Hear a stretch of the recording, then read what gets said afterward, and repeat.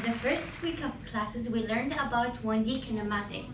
Now get hyped up because today we are going to looking at 2D motion.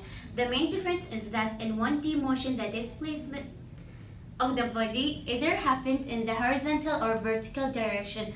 Now in 2D motion, the object will be displacement in both directions. To explain about 2D motion, we're going to be solving one of the problems from the homework. This is problem 4.27.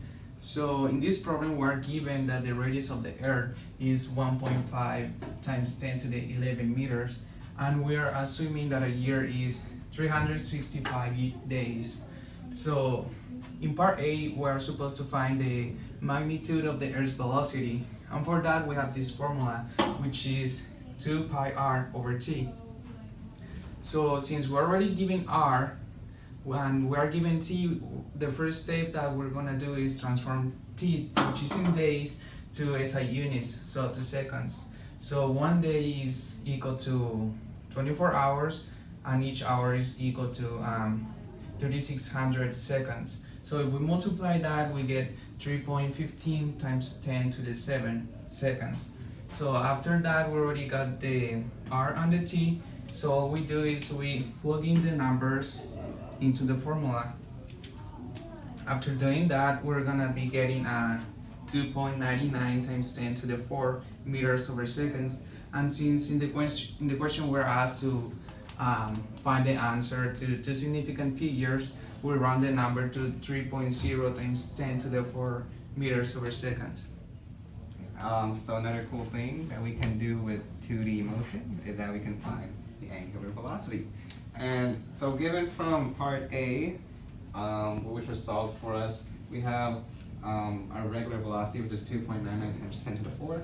And given the values from the problem, we have a radius of 1.5 times 10 to the 11 meters.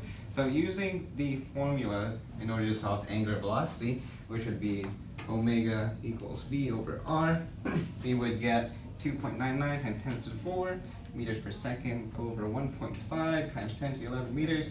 And when we calculate all of that, we should get 2.0 times 10 to the 7 radians per second. The last part of this question asks us to find the centripetal acceleration of Earth as it rotates around the sun. And we can find this by using the equation acceleration equals velocity squared over radius. So we have our values: velocity 2.99 times 10 to the 4th meters per second, and the radius 1.5 times 10 to the 11th meters.